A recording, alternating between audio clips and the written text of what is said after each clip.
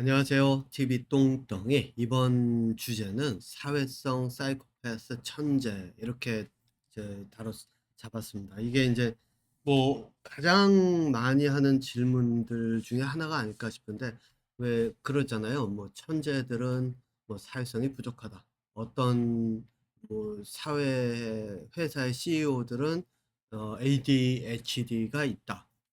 또는 뭐 천재들이 뭐 조금 잘못하면 사이코패스가 될 수 있다. 뭐 이런 식으로 얘기를 하잖아요. 요 구분하는 방법을 오늘 좀 요번 그 영상에서 좀 다루려고 합니다.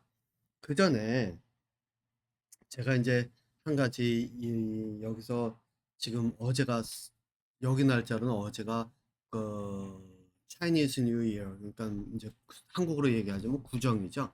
예전에 이제 그런 이야기를 한 적이 있습니다. 이렇게 차이니즈 뉴 이어 그러면은 사람들이 뭐 이렇게 얘기를 하더라고요.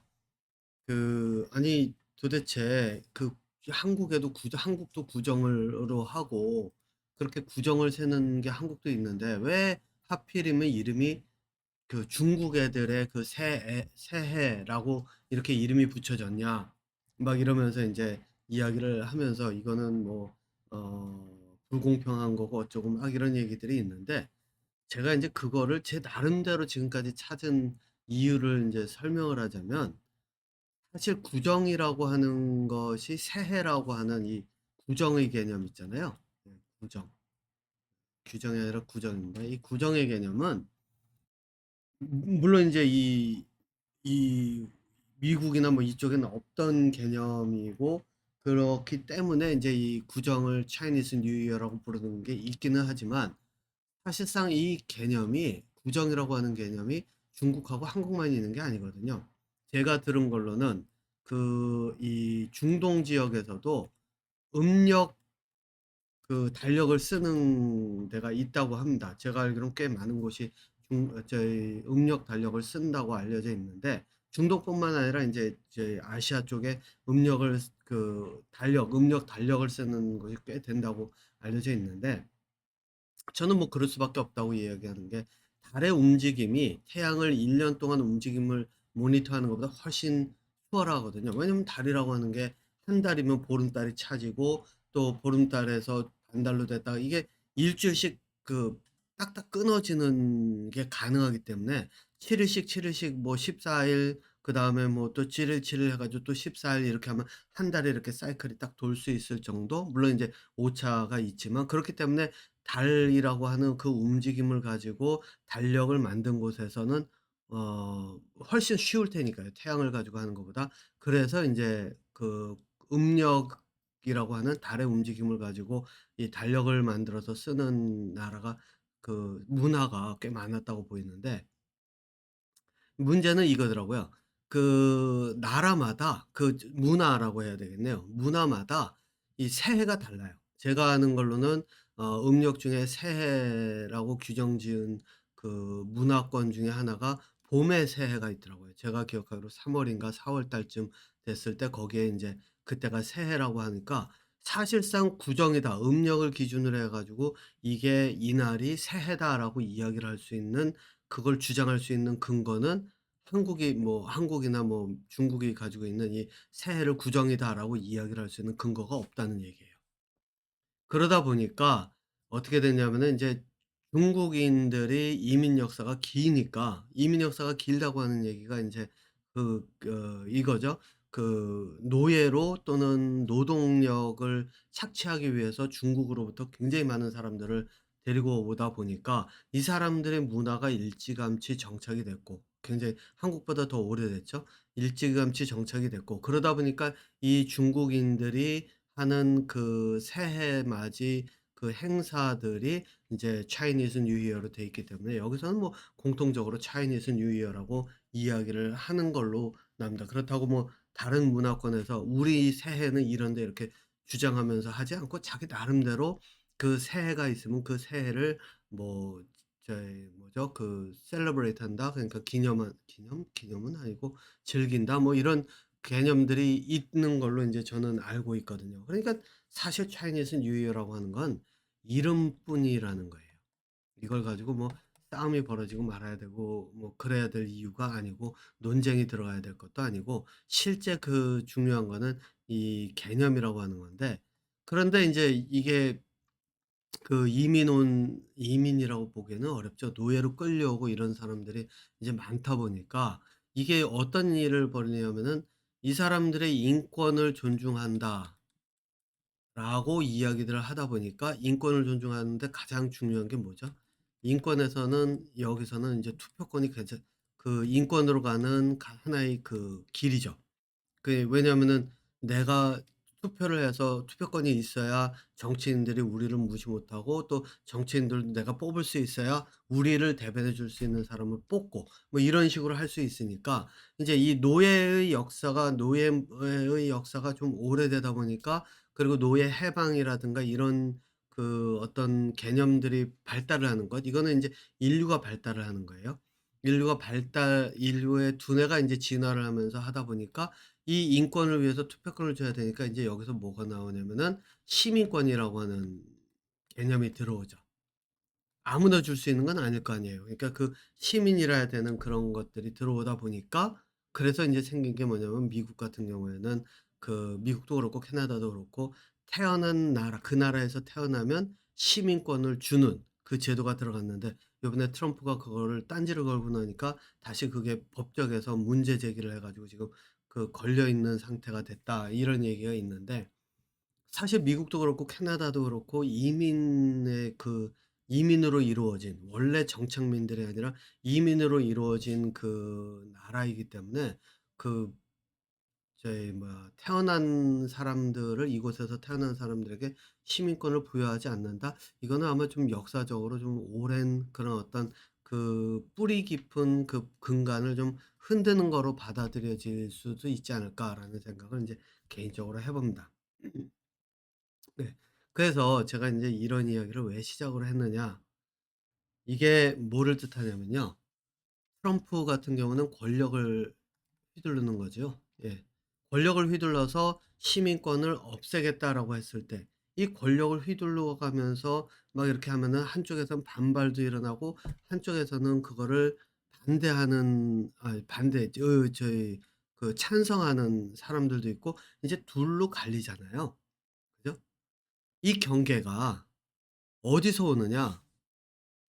바로 사회성의 하나의 기반이 돼서 만들어지는 현상이라는 거예요. 판단력을 기반으로 해서. 요 판단력에 대해서는 제가 여기서 다루지는 않았고, 앞에서 여기서 다뤘나요? 이거는 저기 말 많은 물고기에서 다뤘던 것 같아요. 자폐 아이들 교육하는 거기서. 자, 그러면은 이 사회성과 판단력은 사회성을 기반으로 인제 자라나는 건데, 이 사회성이라고 하는 것을 사람들이 인제 어떻게 하느냐. 여기 한번 보세요. 권력을 가진 사람들이 사회성을 어떻게 하는지. 자기의 입맛에 맞게끔 요 사회성을 이용을 해서 판단력도 바꾸려 해요. 이게 무슨 뜻이냐면, 시민권을 주지 않겠다라고 해 가지고 결정을 하면서 하면은, 지지하는 사람들은 '그래. 야, 얘네들이 지금' 뭐 저희 같은 경우도 사실상 그 아이가 미국에서 태어났기 때문에 미국 시민권이 있고, 캐나다로 이민 와서 인제 캐나다 시민권 받으면서 또 시민권이 있기 때문에 두 국가의 인제 시민권을 다 가지고 있는 셈인데, 만약에 인제 그렇게 하려면 저희 같이 인제 와 가지고선 미국에서 그때 아마 10한 몇 년 이상을 살다가 아이를 낳았는데, 그 10몇 년을 살아오면서 있었는데 왜 아이에게 그 시민권도 안 주고, 그러면 만약 부모의 그 스테이러스라 그러죠. 그 이제 그 상태가 좀 불안정해지면, 왜냐면 미국 같은 경우도 그렇고 캐나다도 그렇고 이 비자에는 한계가 있습니다. 그래서 저 같은 경우도 그 H 비자, 그때 H1 비자인가 가지고 있었는데, 그걸 가지고 그게 거의 마지막에 다다랐을 때, 그래서 결국은 미국이든 캐나다든 영주권을 받지 않으면 한국으로 돌아가야 되는, 물론 인제 캐나다로 오면은 또 얘기가 달라질 수 있었고, 취업을 하면은 또 그걸 연장으로 들어가는데, 비자가 만료가 되면은 취업을 해도 영주권이 바로 들어가야지 바로 제 기억에는 그때는 그랬어요. 영주권으로 바로 들어가야지 그 비자가 연장이 비자를 더 받을 수는 없는 상태였거든요. 그러니까 인제 그런 상태가 되면 인제 한국으로 돌아와야 되는 상태가 되고 이런 식으로 됐을 때 아이만큼은 그런 것에서 좀 자유로웠게 됐으면 하는 이 부모의 욕심이라는 게 인제 있잖아요. 그래서 그런 것들이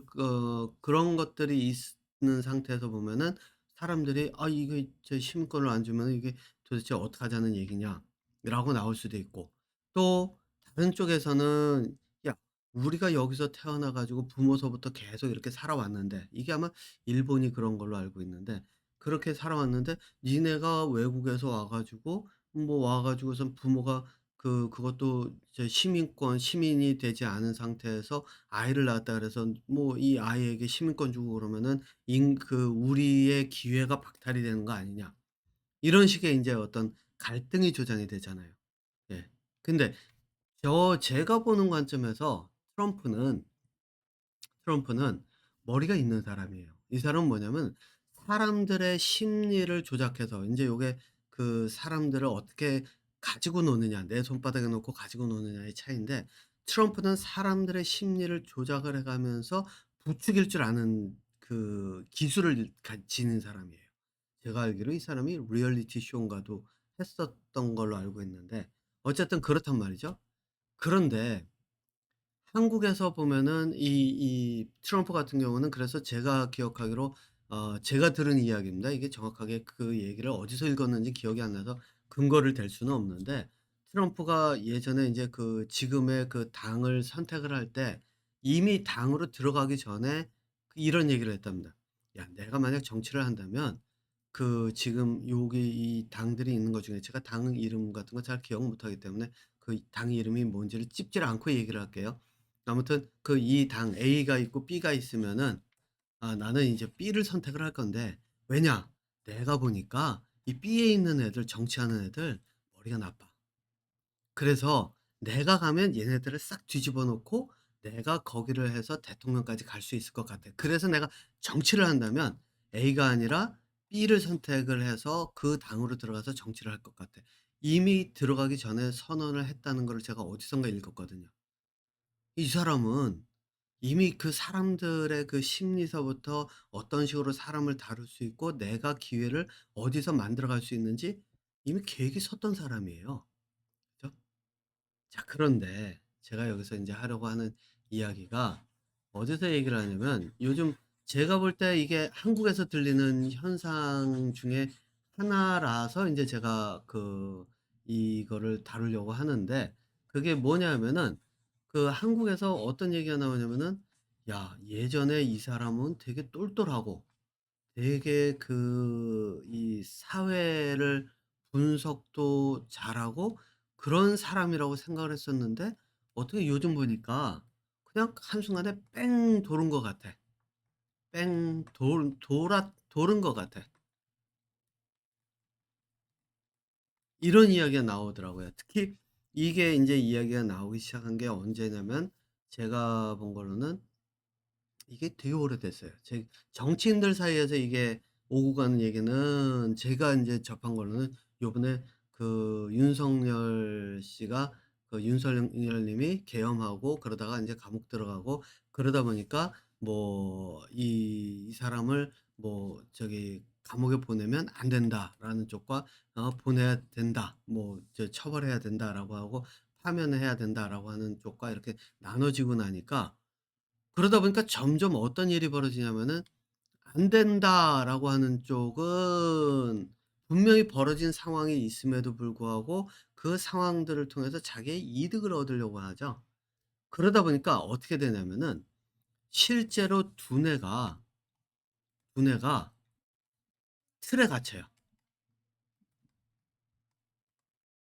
요거는 제가 인제 앞서 윤석열과 계엄 왜라고 하는 거였나? 아무튼 고런 주제로 제가 다뤘을 때 거기서 잠깐 다뤘던 내용이었는데 자기가 선택을 하잖아요. 이게 재밌는 게 어린아이들서부터 이렇게 자라오면서 인간의 두뇌가 발달하는 게 굉장히 단순해요. 여러분들 보기엔 복잡해 보이지만 굉장히 단순한데 그게 뭐냐면 내가 뭔가에 대한 선택을 하면 사람들은 그 선택에 딱 갇혀 버려요. 그러면은 그 선택에 갇히면 어떻게 하냐면 '내가 선택한 게 맞다.'라고 하는 거를 기본 바탕으로 해 가지고 이것을 증명하기 위해 논리를 갖다가 막 붙인단 말이에요. 그래서 지금 제가 이 최근에 윤석열 님의 그 대법원에서 하고 있는 그런 것들을 인제 쭉 봤는데, 제가 처음에 거기에서 공방을 벌이는 걸 볼 때는 왜 봤냐면은 대법관이라고 하는 사람들이 질문을 어떻게 할까? 또 이 안에서 하는 사람들이 질문을 어떤 식으로 해 가면서 이거를 찾아 나갈까? 그랬더니 딱 보니까 인제 그건 금방 답이 나오더라고요. 대법관도 그렇고 뭐 질문을 하는 사람들은 일단 설명을 구체적으로 다 한 다음에 거기에 대해서 질문을 인제 질문으로 바꿔 가지고 인제 질문하는 경우가 많고, 대법관은 특히 여러분들 그걸 보셨는지 모르지만 이게 "이렇다."라고 하는 확정적인 답을 안 해요. 그 얘기는 뭐냐면은 나중에 가서 저쪽에서 이야기를 막 할 때 내가 이럴 것이다.'라고 '이럴 수 있다.'라고 제안을 했지 내가 '이렇다.'라고 얘기하지 않았는데 얼마든지 빠져나갈 수가 있어요. 요게 인제 실제 대화의 그 기술이라고 하는 건데, 이거는 그 대법관이라고 하는 사람들은 굉장히 오랜 시간 동안 그 법이든 뭐 이런 경험을 통해서 해 나갈 텐데, 사실 그 국회에서 질문하는 건 보고는 저는 아니 국회의원들이 뭐 시간이 쫓겨서 그런 것 같아 보이기도 하지만 '질문하는 게 좀 너무 어설프다.'라는 생각이 드는데, 그래서 인제 저는 뭐라고 얘기하냐면 모든 공부의 핵심은 질문이라고 저는 강조를 하거든요. 그래서 저희 아이도 공부를 할 때 예습할 때서부터 뭐든지 질문이 계속 들어가게 해요. 근데 그 질문이 그냥 질문이 아니라 설명하고, 그러니까 내가 학교에서 보고 듣고 익힌 거를 다시 설명하고 질문하고 설명하고 질문하고 이걸 끊임없이 하거든요. 이게 어디로 가느냐? 나중에 가면은 이게 법정으로 가든 과학계에서 논문을 쓰든 사람들과 뭐 저희 뭐죠? 이 협상을 하든 이제 토론을 하든, 뭐 토론보다는 저는 토의를 강조를 하지만 어쨌든 논장을 하든 어느 분야 어디에 들어가 있더라도 내가 가지고 있는 힘 중에 가장 큰 게 뭐냐면은 바로 이 질문을 얼마만큼 서술을 정확하고 구체적으로 한 다음에 질문을 만드느냐가 인제 두뇌 능력을 대변해 주는 거거든요. 그래서 제가 그거 보면서 '아 대법관 될 만하다. 이 사람들 질문하는 거 보니까 이 사람들은 실제로 대법관 자리에서 저거를 할 만한 능력이 있는 사람들이구나.'라고 하는 거를 인제 제가 봤고, 또 그거를 이 윤석열 님에 대해서 그 사람이 한 일에 대해서 질문하는 뭐라 그러더라. 뭐 검사 비슷한 쪽 있잖아요. 그 청구인 뭐 이렇게 얘기하는 것 같던데, 어쨌든 그런 사람들도 질문하는 게 굉장히 구체적이고 디테일하게 들어가는 쪽으로 가는데 인제 원하는 답이 있다 보니까 중간에 사람들 말을 끊는 부분이 좀 없지 않아 있다라고 하는데, 제가 만약에 그 자리에 있었으면 아마 하나하나 물어가면서 꼬리에 꼬리를 물어가면서 그 사람들 머릿속에서 자기들 가지고 있는 걸 다 꺼내내게 만들 거예요. 예. 이게 제가 가진 실제로 힘이고, 뭐 어떤 분이 저한테 인제 그렇게 묻더라고요. "당신의 두뇌는 그럼 어느 정도의 수준입니까?" 근데 천재적 사고가 어떻게 천재적 사고가 되고 또 그런 사고를 통해 어떤 식으로 해야 그런 것들이 된다라고 하는 건 이건 천재들도 못했던 거를 제가 다 찾아냈다 그랬잖아요. 그러면 그게 뜻하는 바가 뭘까요?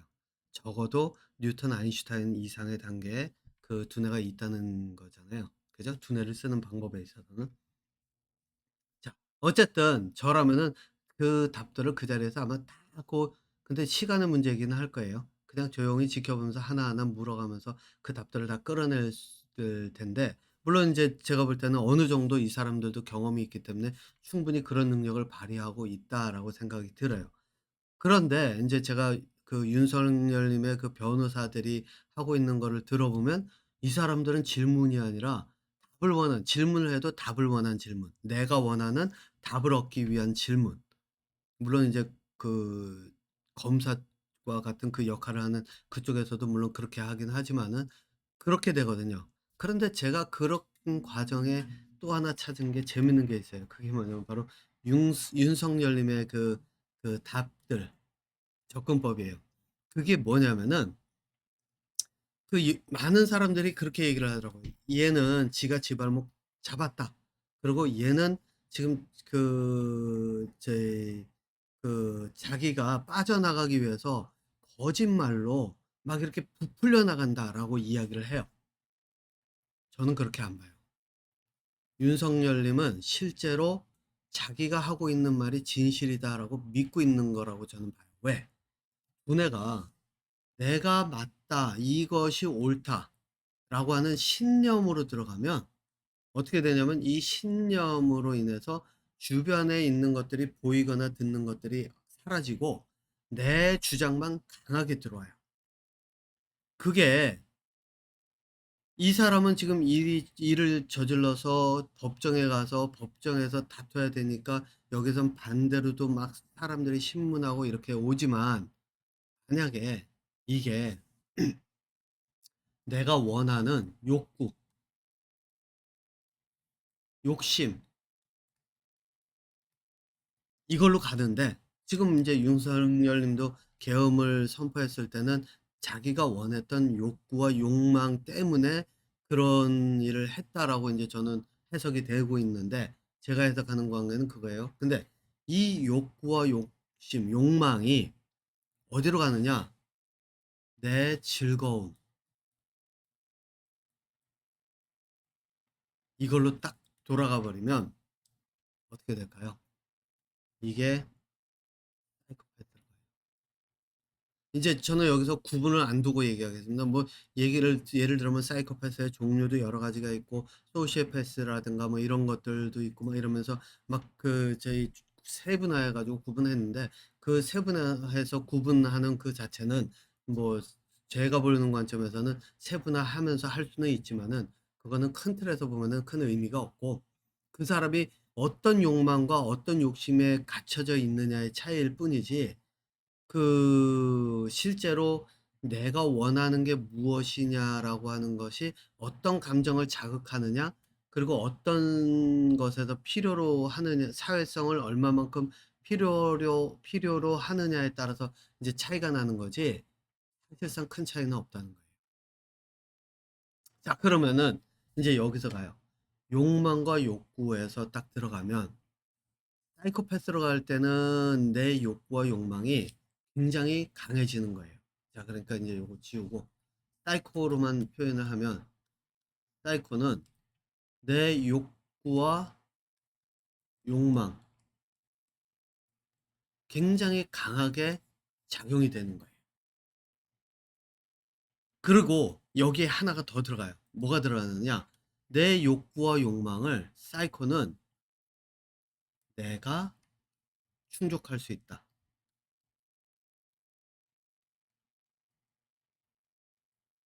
그러니까 이게 무슨 뜻이냐면, 내가 내 노력과 시도로, 실제 실험으로 충족할 수 있다가 들어가요. 자, 그러면 이제 한번 볼게요. 욕구와 욕망이 강해져서 내가 무엇인가 원하는 게 있는데 이걸 내가 할 수 있어요. 그럼 어떻게 될까요?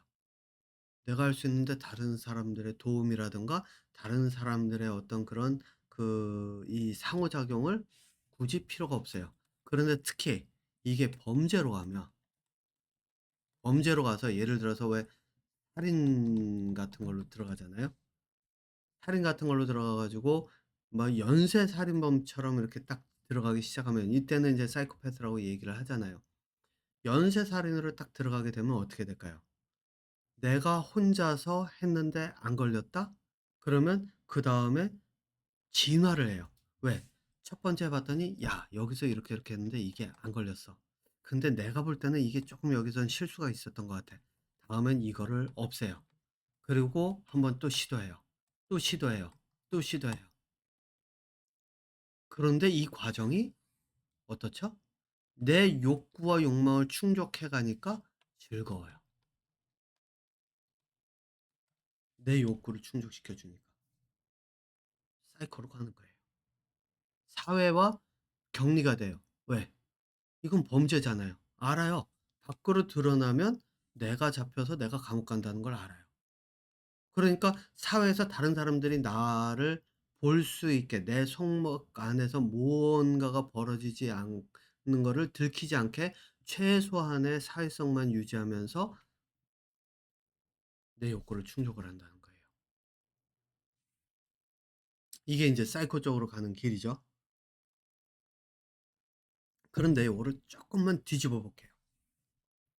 사회의 CEO라고 하는 사람들, 예를 들어 가지고 알려진 바로는 스티브 잡스가 그랬다 그러죠. 굉장히 성격이 괴팍하고 뭐 사람들은 제정신 아니다."라고 이야기할 정도로 뭐 차에다가 컴퓨터 갖다 집어 던지고 막 이랬었다는 이야기들이 있잖아요.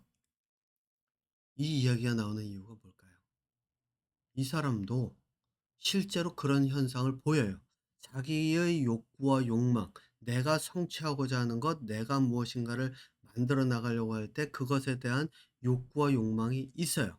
그걸 충족하기 위해서 나는 끊임없이 그거를 노력과 실험을 해요. 그런데 문제는 이번에는 내가 혼자서 하는 게 아니라 혼자 하는 게 아니라 사회 구성원이 필요해요. 내 회사에서 일하는 사람들. 왜? 혼자서 내 기술이 딸리니까. 시작부터 그랬잖아요.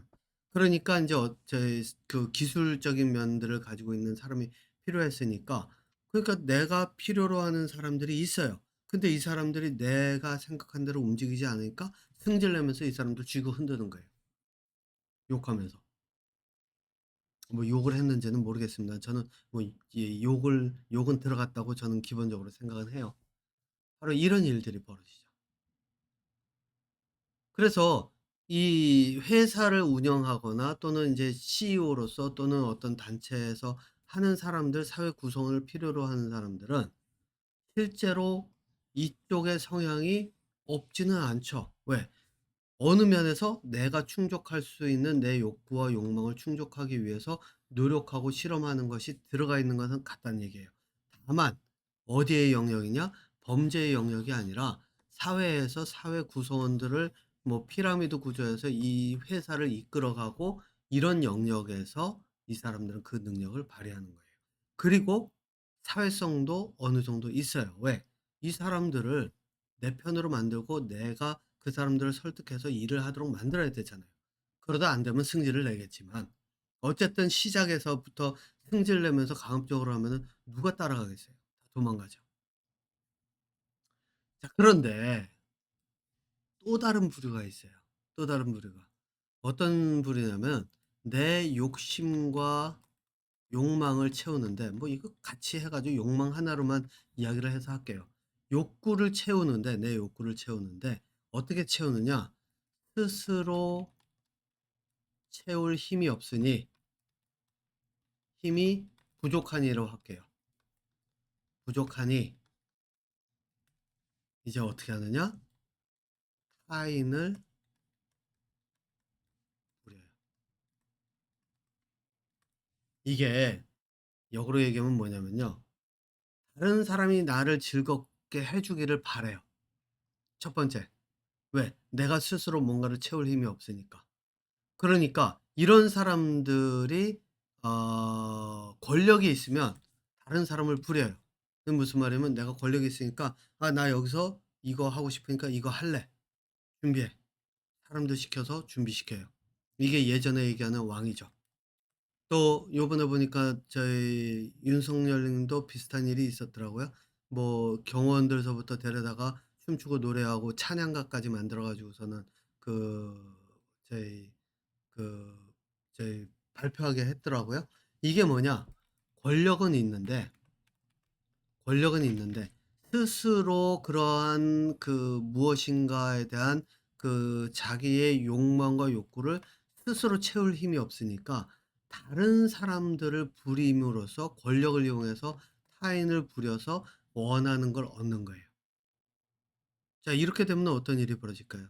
이런 경우는 예전에 왕들이 저희 뭐야 내가 즐겁자고 이것저것 하다 보면 결국에 가서는 돈도 많이 쓰고 그러다 사회가 혼란에 빠지고, 뭐 프랑스뿐만 아니라 한국뿐만 아니라 프랑스도 그랬고 다 한 번씩 사회가 무너지잖아요.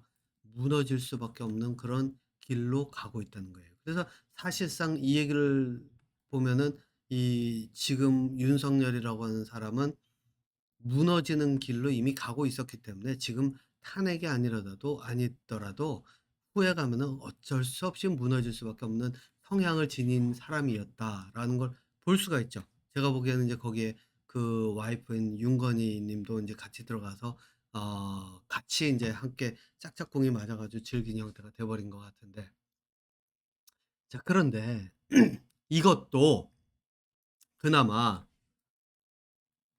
권력과 재력,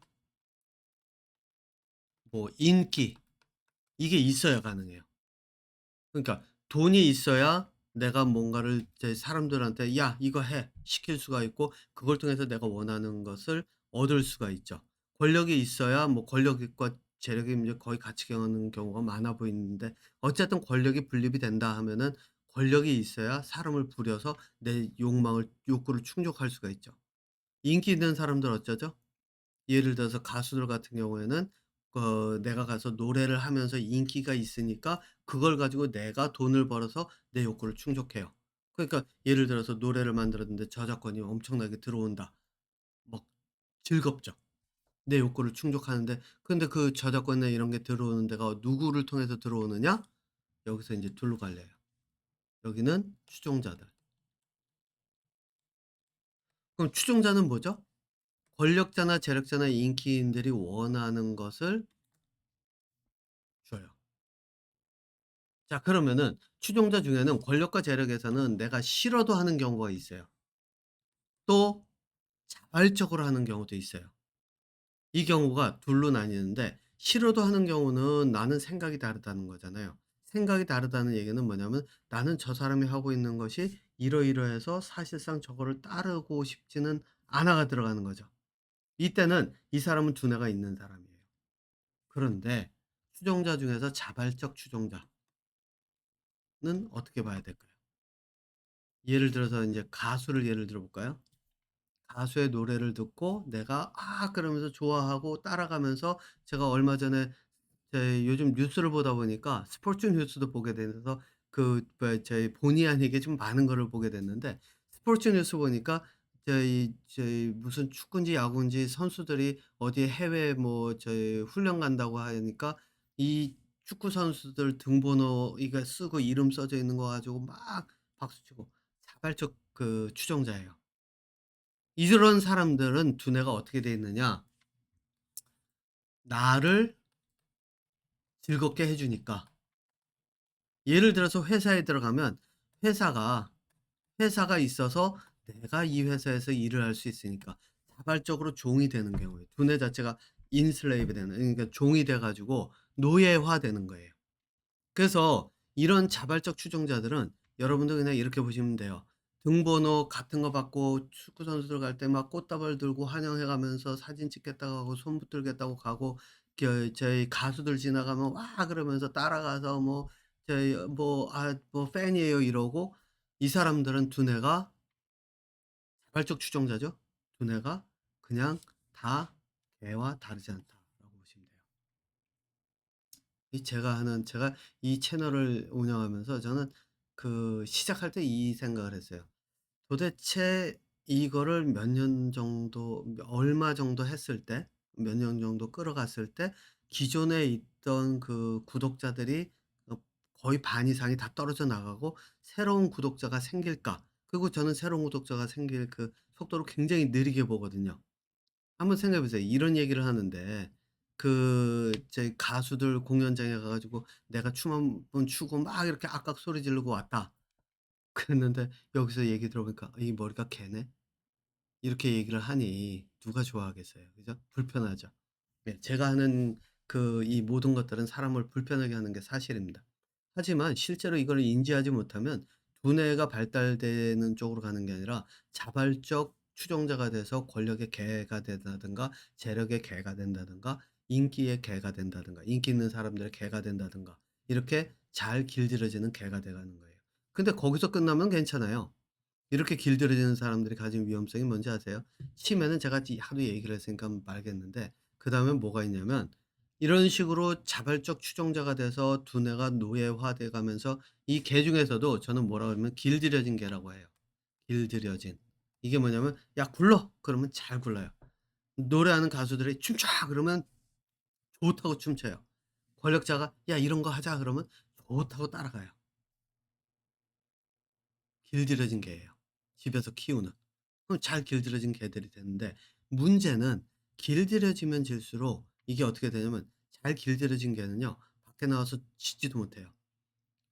다른 사람들한테 함부로 덤비지 못해요. 특히 주인이 없을 때. 이건 제가 경험했어요.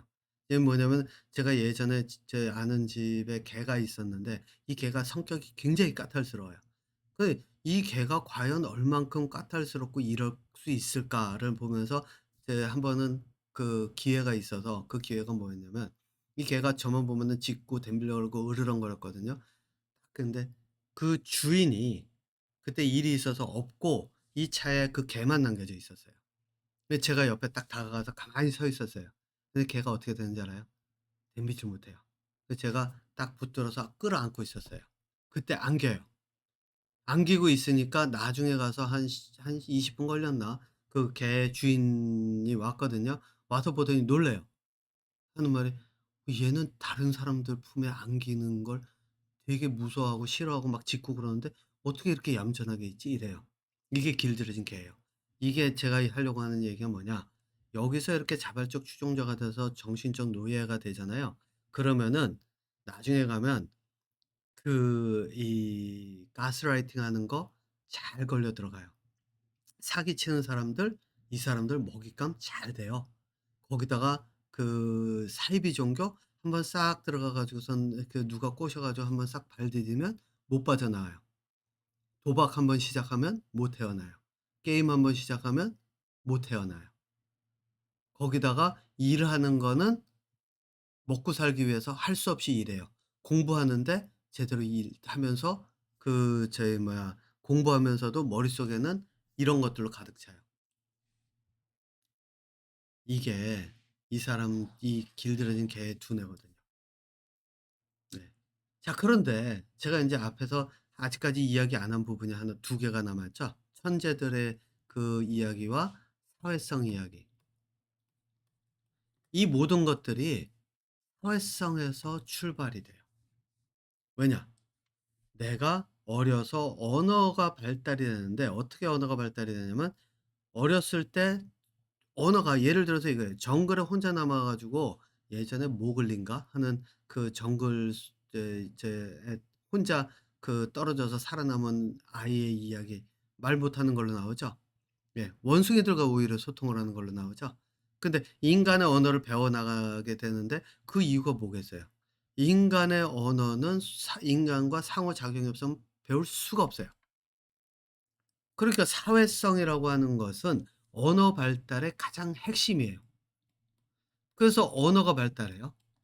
언어가 발달하는데 이 언어가 발달하면서 두뇌가 발달을 같이 하는데 문제는 인제 바로 여기서 와요.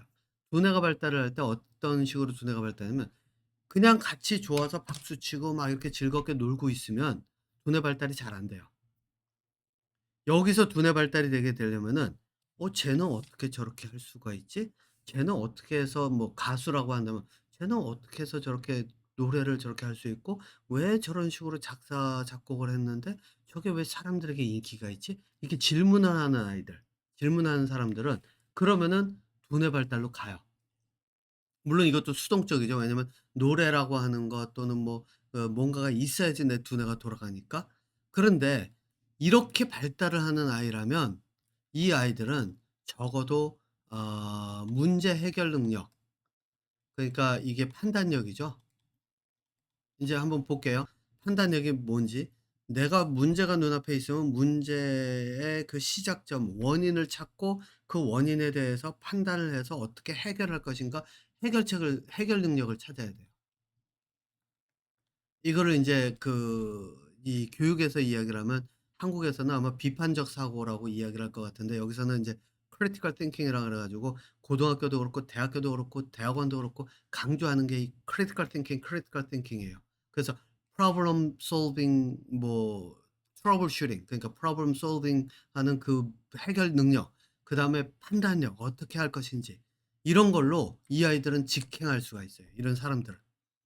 그래서 근데 여기서 한번 보세요. 이 사람들이 노래하는데 내가 '어 얘는 어떻게 이게 되지?'라고 할 때 같이 광호하면서 막 이렇게 신들린 듯 춤추면서 그러면서 그렇게 할까요? 못 해요. 이 두뇌는 두 가지가 완전히 다르기 때문에.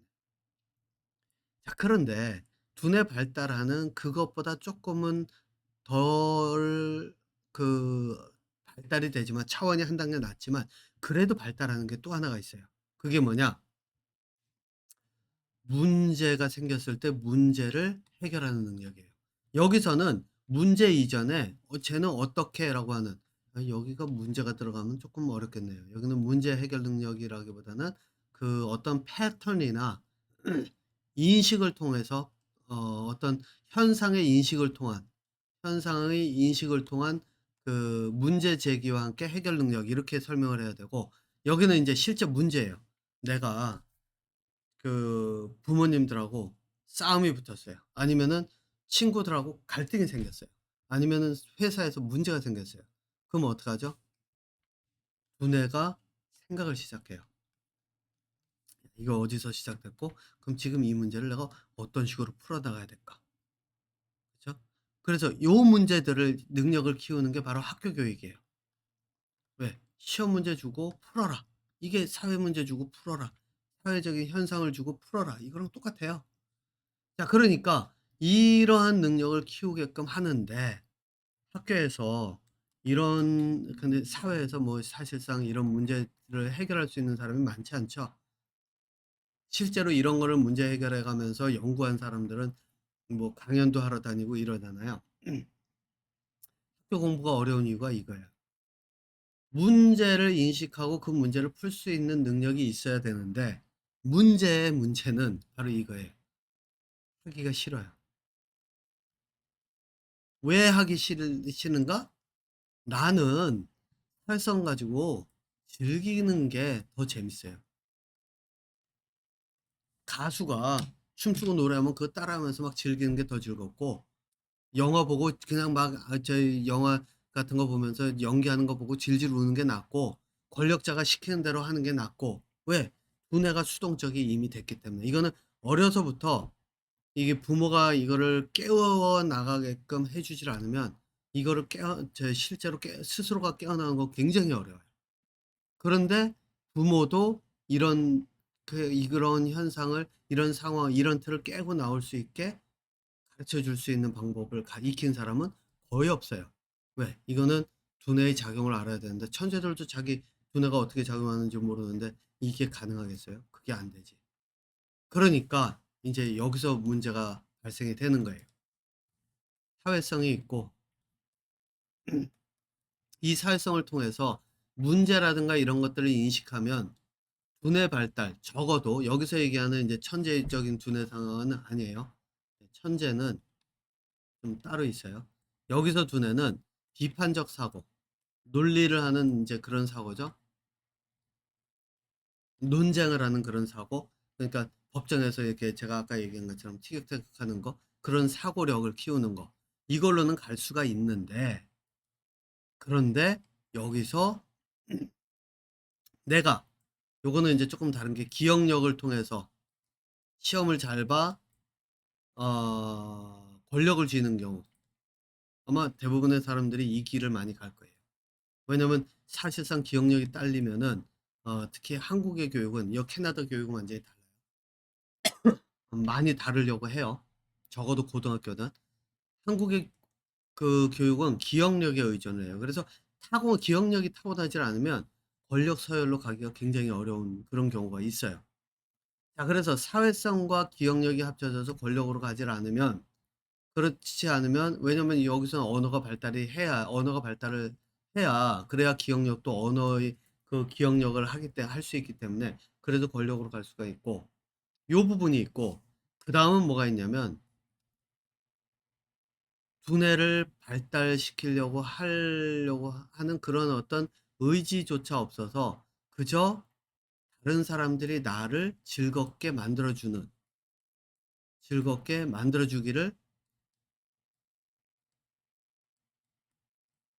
기다리는 사람들이 있어요. 뭐 이건 크게 나눈 거예요. 여기 가면 이것도 인제 좀 세분화될 수 있는데 뭐 요렇게만 나누고 얘기를 해 볼게요. 자 그러면은 차라리 기억력이라도 요건 타고나는 거예요. 그러니까 유전이에요 실제로. 예. 유전적 요소가 있어요. 유전적 요소가 없는 상태에서 유전적 요소를 여러분들 이렇게 생각하셔야 돼요. 이 또 이게 자꾸 길어지는데 유전적 요소라 그래 가지고 부모로부터 물려받는 것. 부모로부터 물려받는 게 맞기는 해요. 근데 부모가 다 오른손잡이인데 왼손잡이가 태어나지 않을 가능성이 없 태어날 가능성이 없다라고 이야기할 수가 없죠. 왜? 태어나요. 예.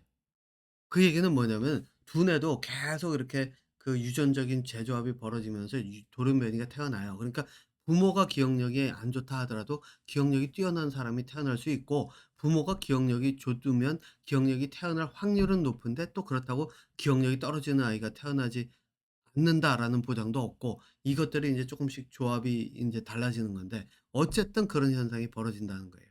그럼 이 사람들이 권력을 잡으면 어떻게 되느냐? 다른 사람들로 하여금 나를 즐겁게 해 주기를 권력을 이용해서 해요. 그런데 실제로 사이코를 비롯해서 CEO나 이런 사람들과 함께 이 제 두뇌를 쓰는 사람들은 내가 스스로 성취하는 방법을 찾은 사람들이에요. 그러니까 스티브 잡스 같은 사람들이죠. 적어도 그게 인제 어느 정도 강하냐에 따라서 스티브 잡스와 같이 좀 차원이 다른 천재로 가느냐 아니면은 뭐 일반 CEO가 되느냐 뭐 이 정도의 차이지 두뇌 능력을 인제 발휘하는 정도의 차이에서만 오는 거지 그 실제로는 인제 이렇게 분류가 된다는 거예요. 그래서 사이코들은 두뇌가 좋을 수 있다는 건 사실이에요. 자 그러면은 천재는 어디냐? 여기서 인제 일단 1차 마무리를 짓자면 뭐냐면 사이코패스와 CEO와 같은 사람들의 그 차이는 크게 다르지 않아요. 이쪽은 완전히 수준 미치고 이쪽은 완전히 수준 미치고 여기는 차이가 크게 다르진 않아요. 다만 그 욕구가 어떤 식으로 분출이 되고 그거를 어떤 현 상황에서 내가 그거를 찾아가야 되는가 이게 이제 들어가 있는 상태고 예 고 차이에서 이제 갈라지는 것뿐이에요. 자 그럼 천재는 뭐냐? 이쪽은 완전히 달라요. 제가 스티브 잡스는 요쪽에다 넣었어요. 근데 스티브 잡스는 저는 일형 천재라고 봐요. 예. 그거는 뭐 제가 여기서 이야기할 건 아니니까. 이쪽은 한번 이 생각을 해 보세요. 이 아인슈타인이 상대성 이론을 만드는데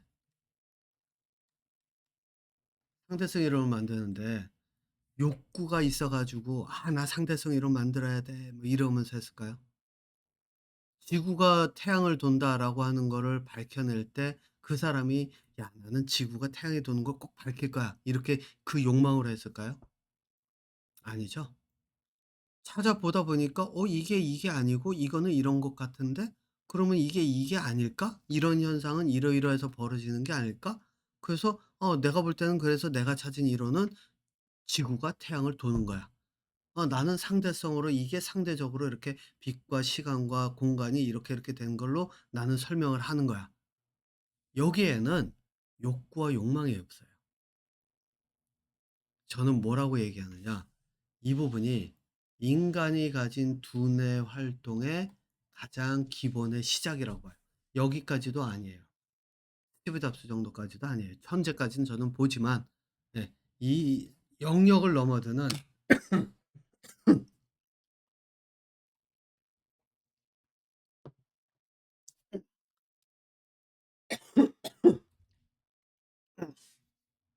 그런 천재는 아니라는 거죠. 자, 그래서 사이코패스는 제가 얘기하는 뉴턴이나 아인슈타인 같은 그런 천재적 사고를 발휘할 수 있는 능력이 있는 사람은 안 된다. 다만